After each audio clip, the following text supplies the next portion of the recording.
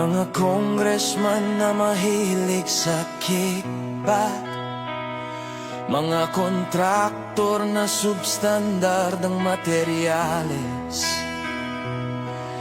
mga tao sa DPWH na mukhang pera.